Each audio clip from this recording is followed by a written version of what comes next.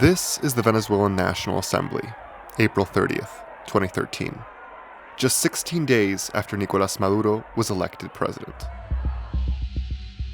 The country was still reeling from the election. Maduro had officially defeated Enrique Capriles by less than 2 percentage points. The opposition refused to accept the result without a full audit.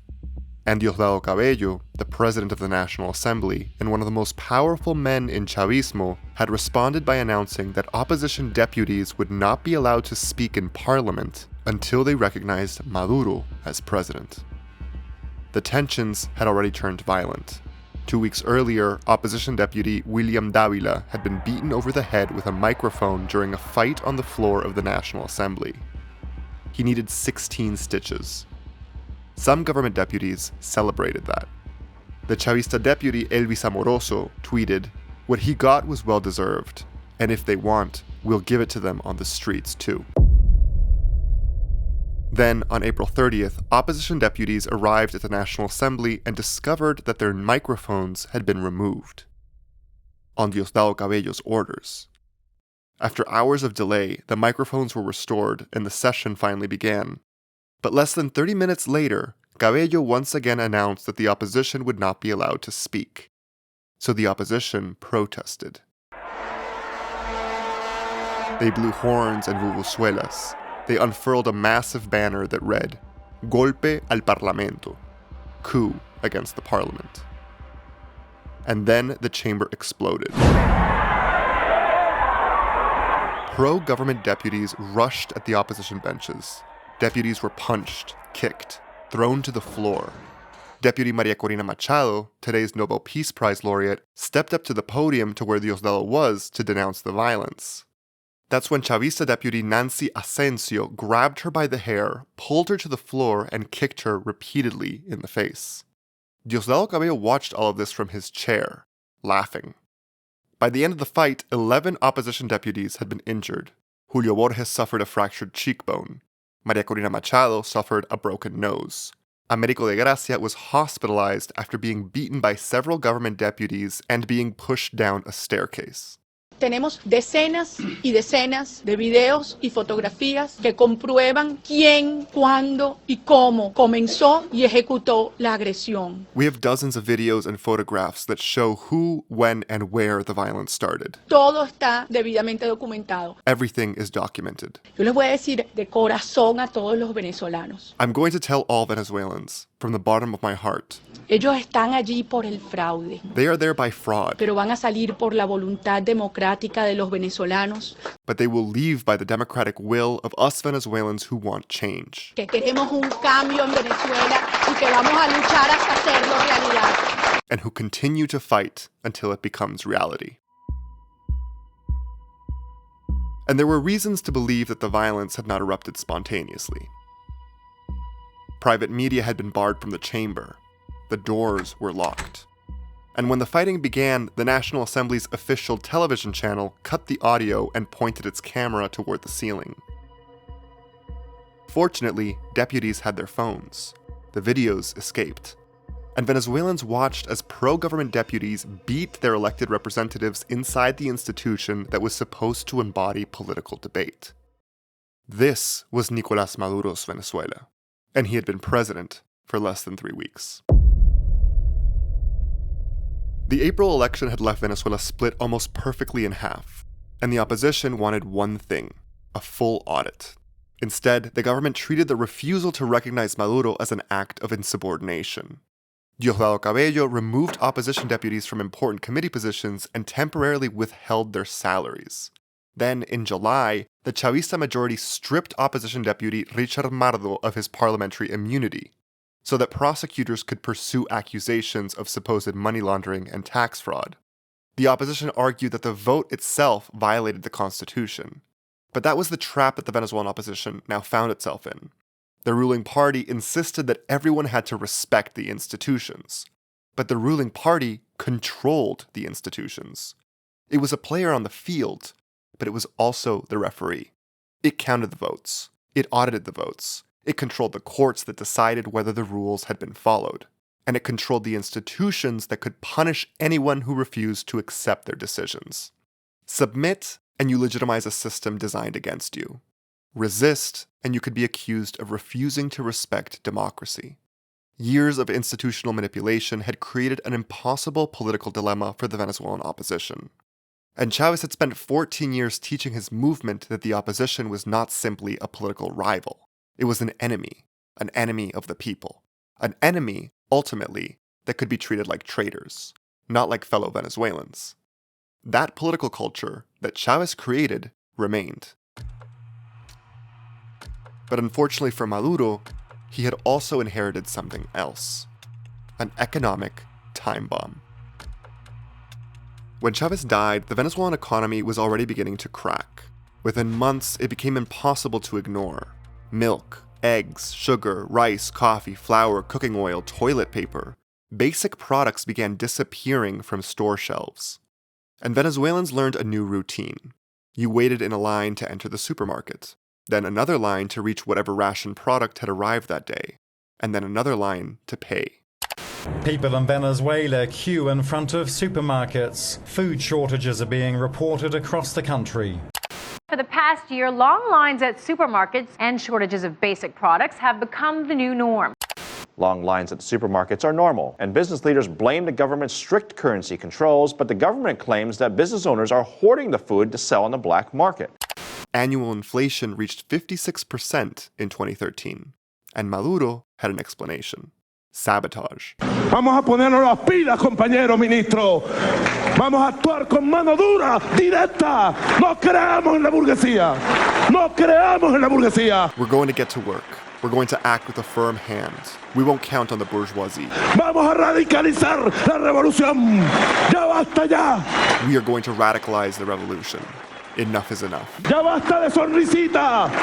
Se acabaron las sonrisitas con la burguesía. No more smiles. No more smiles for the bourgeoisie. El que no pueda sostener su actividad económica, que se vaya. He who cannot maintain his economic activity can leave. Pero el que encontremos en conspiraciones y saboteo, But whoever we find in conspiracies and sabotage, para la cárcel, tiene que ir preso to prison. They must be imprisoned y pagar lo que le hacen al pueblo.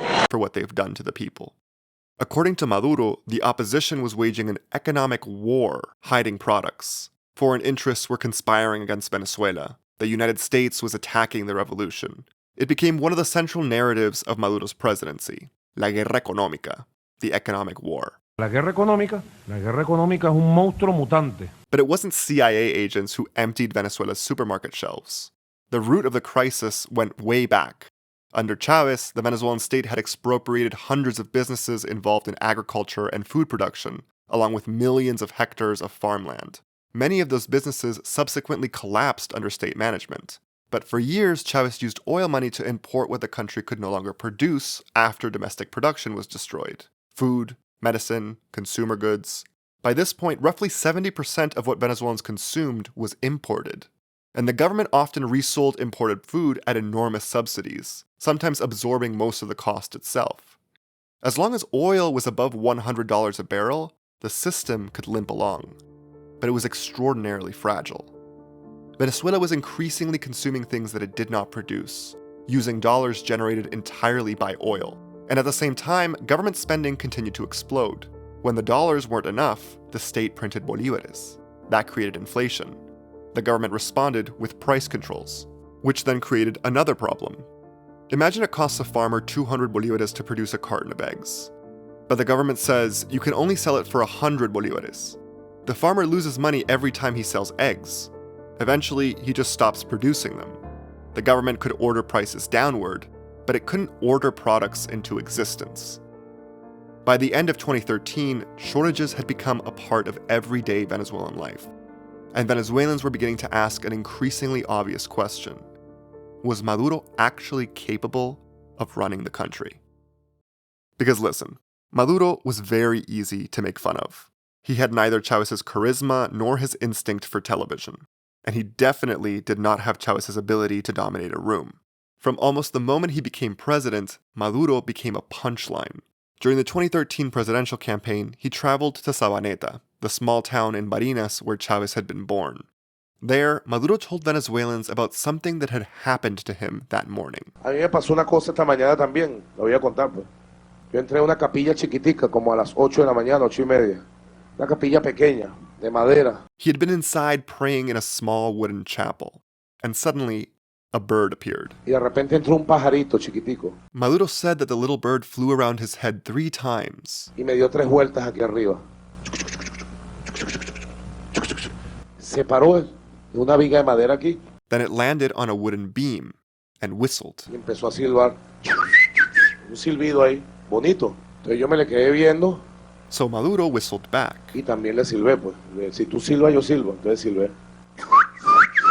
Me dio una vuelta y se fue. Y yo sentí el espíritu de él. Lo sentí ahí como dándonos una bendición. And in that moment, Maduro said he felt something. The spirit of Hugo Chávez, giving him his blessing. As you can imagine, the internet had a field day with that.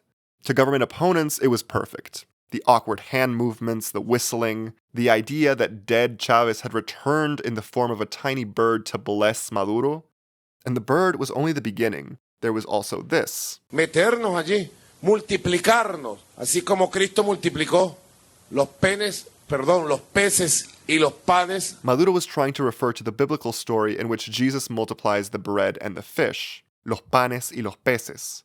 Instead, Maduro said that Jesus had multiplied los penes, the penises. There were grammatical mistakes, mispronunciations, strange metaphors, and half-finished thoughts. And eventually Venezuelans invented a name for them, maduradas, Maduroisms. Some mocked him by calling him maburro, Maduro combined with burro, donkey. And underneath all of this was his infamous resume. Nicolás Maduro had been a bus driver. As the economy deteriorated, the jokes became a political explanation. Of course Venezuela was falling apart. Look who was running it. Maduro was an idiot. Maduro was incompetent. Maduro had no idea what he was doing. And that became one of the most persistent assumptions about Nicolás Maduro. But in my opinion, it was extremely dangerous. Because Nicolás Maduro was not stupid. And he was not politically inexperienced. The story of the bus driver was true, but it's also incomplete. Maduro had spent decades in radical politics. Long before most Venezuelans knew his name, he had joined the civilian network surrounding Chávez's insurrectionist movement in the military. He later helped create Chávez's first political party, the Fifth Republic movement. He was elected to the Constituent Assembly in 1999, then to the National Assembly. And there, Maduro discovered one of his greatest political talents. He was good at navigating power. Maduro and his partner, and eventual wife, Cilia Flores, became increasingly important inside Chávez's movement after the rupture with Chávez's old political mentor, Luis Miquilena. Former Chavista Congresswoman Amalia Sáez later described why Maduro and Cilia became so useful to Chávez. Maduro and Cilia knew how to interpret Chávez's political decisions and secure the votes necessary to approve funding and enabling laws. That was invaluable. Chávez could give an order, but it was Maduro and Cilia who made the machinery move in the National Assembly. And Maduro kept rising. In 2006, Chávez appointed him foreign minister. For the next 6 years, Maduro became one of the principal architects of Chávez's foreign policy. He cultivated the government's relationship with China, Russia, Iran, and above all, Cuba. Maduro helped strengthen the series of new left-wing governments that had emerged across Latin America at the time. Then, in October 2012, 6 days after winning his final presidential election, Chávez named Nicolás Maduro vice president. 2 months later, as Chávez prepared to return to Cuba for cancer surgery, he went on TV and told Venezuelans that if he could no longer continue as president, they should elect Nicolás Maduro. Ustedes elijan a Nicolás Maduro como presidente de la República Bolivariana de Venezuela. This was not an accident. Maduro had spent years earning Chávez's trust. The more important question is why Chávez trusted him and not the other man sitting beside Chávez that night, Diosdado Cabello. One possible answer begins before Chávez ever became president. When Maduro was 24 years old, he traveled to Havana. From 1986 to 1987, Maduro studied at the Escuela Nacional de Cuadros Julio Antonio Mella, a political training school run by the Cuban Communist Party. This was not military training, it was ideological formation. One of Maduro's Colombian classmates later remembered him as analytical and deeply engaged in debates over Latin America's future. And there have also been more dramatic allegations about Maduro's time in Cuba. Some accounts say he developed a relationship with Pedro Miret, a member of the Cuban Politburo and close ally of Fidel Castro. Retired Venezuelan General Carlos Peñalosa has gone much further, claiming that Maduro underwent a lengthy process of political formation in Cuba and was eventually tasked by Cuban intelligence into penetrating Chávez's movement. The allegation has never been conclusively proven, but it's not necessary to accept the most conspiratorial version of Maduro's biography to see the larger point here. Nicolás Maduro was deeply ideologically aligned with the Cuban Revolution, and in 2012, Cuba had an enormous interest in the survival of Chavismo. Venezuela supplied the island with oil, a lot of oil. The two governments shared intelligence relationships. Cuban personnel operated throughout the Venezuelan state. And Chávez personally regarded Fidel Castro as a mentor. So when Chávez had to choose someone who could protect the revolution after his death, Maduro offered something enormously valuable: ideological reliability. Diosdado Cabello offered something else: power. Que se acaben los grupos y que más nunca haya grupos, sino el grupo del comandante Hugo Chávez, o sea, el chavismo. We must put an end to all groups, until there is only one group, the group of Commander Hugo Chávez, Chavismo. Eso es lo que nosotros debemos tener, chavismo. That is what we must have, Chavismo. Diosdado Cabello was everything Maduro wasn't. He was military, a lieutenant who had participated along Chávez in the February 1992 coup attempt. He had been with the movement from the beginning, and unlike Maduro, Diosdado had built an enormous personal network inside the Venezuelan state. Vice President, Minister of the Interior and Justice, Minister of Infrastructure, Governor of Miranda, Minister of Public Works and Housing, President of the National Assembly. Those were all his positions. His influence extended through the military, customs agencies, state banks, infrastructure ministries, security forces, and intelligence services. His brother, José David Cabello, controlled Señat, the government agency responsible for taxation and customs. And dozens of officers from Diosdado's graduating class at the military academy eventually appeared in influential positions across the state, positions that were also very lucrative for corruption. Diosdado had spent years cultivating a reputation for corruption. In 2008, even Luis Tascón, the Chavista deputy infamous for publishing the list of Venezuelans who had signed the petition for Chávez's recall referendum in 2003, publicly attacked him. El peor enemigo que tiene esta revolución son las prácticas desviadas que encarna en su máxima plenitud Diosdado Cabello. The worst enemy this revolution has are the deviant practices that Diosdado Cabello embodies in their fullest extent. And when reporters accused Tascón of unfairly attacking, quote, poor Diosdado, he responded with a surprisingly incisive line. Cuando tú dijiste que el pobre Diosdado Cabello, si algo Diosdado Cabello no es pobre. Diosdado Cabello is anything but poor. But corruption didn't make Diosdado weak. It made him powerful. Because Diosdado Cabello understood something fundamental about Chavismo. Power didn't come from holding office. It came from controlling the people who held offices, who ran customs, who controlled imports, who signed government contracts, who commanded military units, managed intelligence agencies, who could protect you and your interests, and who could destroy your enemies. By the end of the Chávez era, Diosdado had built a machine inside the larger Chavista machine. In some ways, he was the natural heir to the political military system Chávez had created, which made Chávez's decision to choose Maduro all the more interesting. Maduro had something Diosdado lacked: Chávez's explicit blessing. Diosdado had something Maduro lacked: the military. And after Chávez died, neither man could easily dispense with the other. Maduro could stand before the country and say, Chávez chose me. He could present himself as the inheritor of the revolution. He had relationships with Cuba, with the region's left-wing governments, with Russia and China. He had Chávez's name, but he had never been a soldier. He hadn't participated in the 1992 coup. He didn't have decades of personal relationships inside the armed forces. Diosdado did. And so the survival of Chavismo increasingly depended on this alliance between two men: Nicolás Maduro, president of the republic, Chávez's chosen heir, the ideological and diplomatic face of the new government, and Diosdado Cabello, president of the National Assembly, military man, patronage boss, and power broker. The man with tentacles running through the Venezuelan state. One inherited Chávez's blessing, the other had inherited much of Chávez's state machinery. And together they faced a country that was becoming more difficult to govern by the month. The economy was deteriorating. Opposition sentiment was growing. Maduro was unpopular and increasingly ridiculed.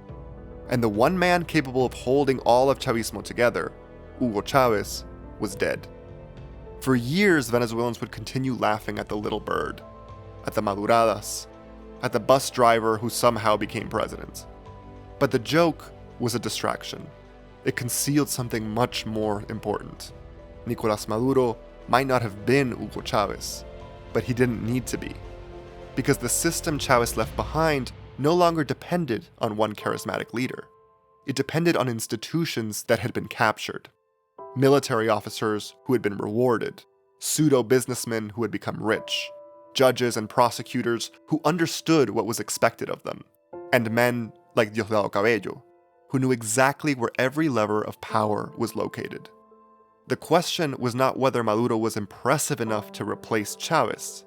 It was whether he could learn to use the machine Chávez left him. He could, and Venezuela was about to find out just how far he was willing to go.